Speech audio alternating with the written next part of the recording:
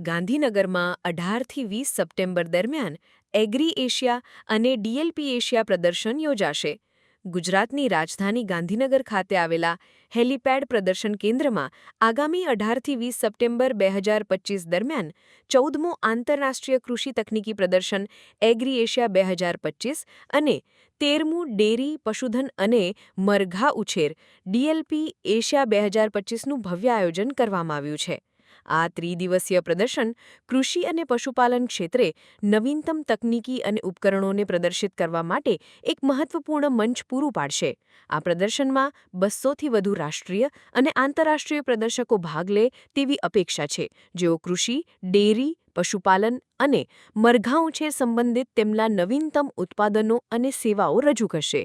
10થી વધુ દેશોના સહભાગીઓ આ પ્રદર્શનમાં જોડાશે, જેનાથી આ ક્ષેત્રમાં વૈશ્વિક સ્તરે થઈ રહેલા સંશોધનો અને વિકાસથી માહિતગાર થવાની તક મળશે.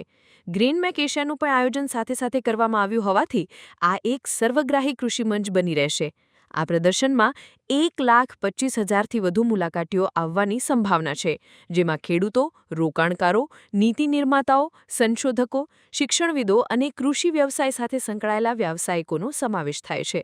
આ આયોજનનો મુખ્ય હેતુ કૃષિ અને પશુપાલન ઉદ્યોગના તમામ હિતધારકોને એક મંચ પર લાવીને જ્ઞાનના આદાનપ્રદાન, સહકાર અને વ્યાવસાયિક વિકાસ માટેની તકોનું નિર્માણ કરવાનો છે. સારા, સુરક્ષિત, મજબૂત અને એની આવકમાં વધારો થાય એ દિશામાં શું કરી શકાય એ વિચાર સાથે આ 14મો એગ્રી એશિયા એક્સપો છે.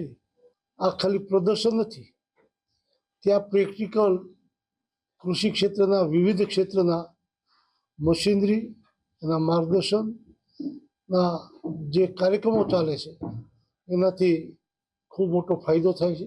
લગભગ 1.25 લાખ કરતાં વધારે ખેડૂતો આ પ્રદર્શનમાં 3 દિવસ દરમિયાન ગુજરાત નહીં પણ ભારતભરમાંથી આવી રહ્યા છે. ડીલર ડિસ્ટ્રીબ્યુટર નેટવર્કને અમે લોકો ઇન્વાઇટ કર્યું છે, દેશમાંથી નહીં વિદેશમાંથી બી. એટલે એક સારી ઉત્તમ તક છે ભારતના ખેડૂતો અને એગ્રીકલ્ચર, ડેરી અને પોલ્ટ્રી ક્ષેત્રે સંકળાયેલા સ્ટેક હોલ્ડર્સ માટે કે આપ આવો 18થી 20 સપ્ટેમ્બર દરમિયાન એગ્રી એશિયા, ડેરી, લાઇવસ્ટોક, પશુપાલન, પોલ્ટ્રી એક્ઝિબિશનની મુલાકાત.